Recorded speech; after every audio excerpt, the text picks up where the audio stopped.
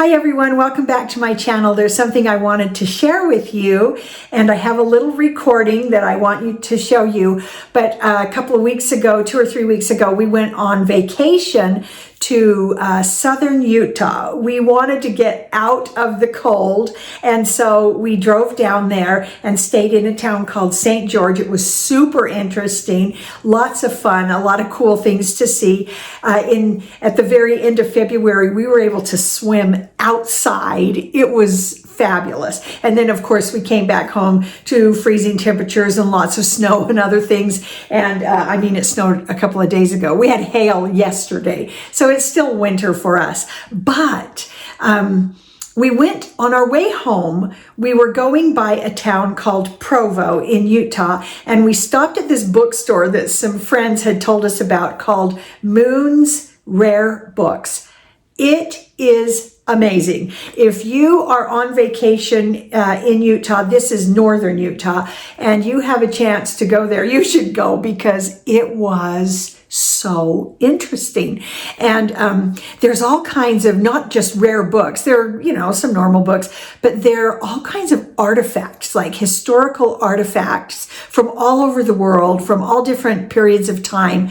And it's just such an interesting place. And they have like cases that you can look into, and you can see just amazing things and really cool books, first editions of things like the Christmas Carol, and classics, and they've got first editions. So it was really cool. And then near the back of the store, they have like little mini stores, I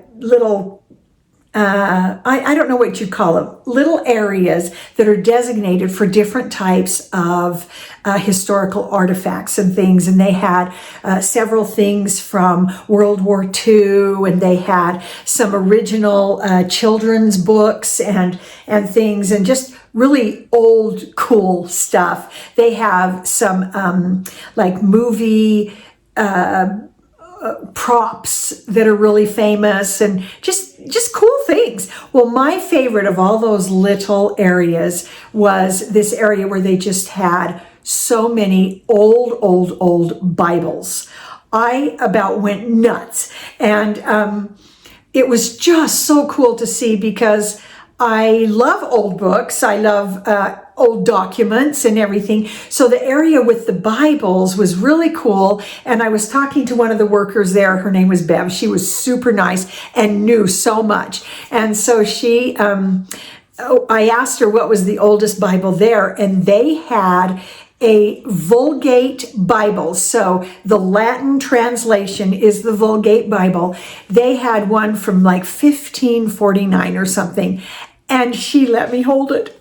It was very exciting. If you've been around my channel for any time at all, you know how much I love the Bible. And so I was able to hold this Vulgate Bible, and it was just incredible to me. It was just this wonderful moment.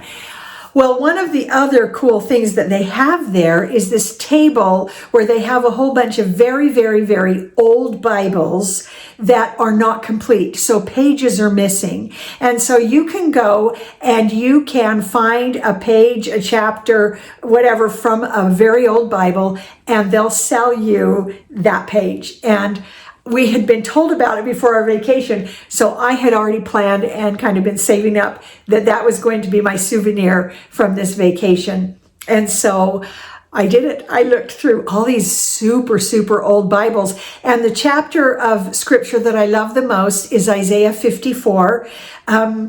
It has spoken to me during some very difficult times in my life, and in a lot of different ways, things that worried me or things that I was kind of freaking out about or whatever.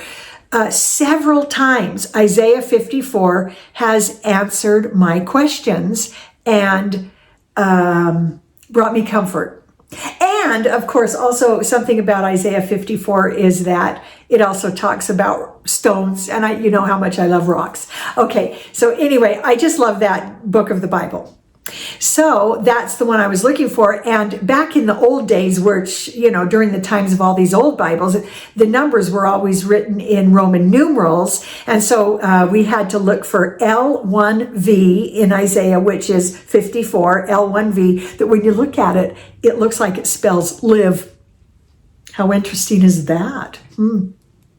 Okay, so anyway, I looked through and there was one Bible that was illustrated that was so beautiful, and Isaiah 54 was not there. And so I was sad about that. So I looked at Habakkuk, and because I also love the book of Habakkuk, which I studied for, a couple of months and just went, wow, that Habakkuk, he was great. Anyway, I was able to find Isaiah 54 in a very, very old Bible from 1699. It was really exciting. And so I bought it. And so I want to show it to you. And it was really cool because the worker, when I told her, okay, this is the page I want, and it cost $75. So, but it was what I'd set aside, and I knew I wanted that and have, wanted to do something cool like that for a while. So I had planned on it and budgeted for it.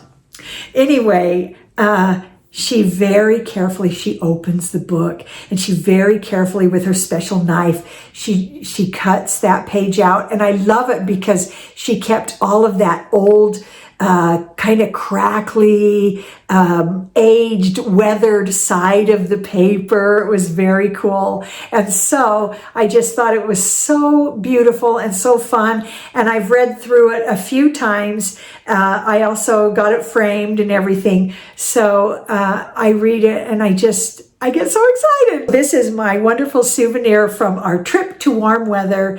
And I just wanted to share it with you, something that means something to me. I'm not a huge knick-knack person. I don't get a lot of, little souvenir-y kinds of things very often.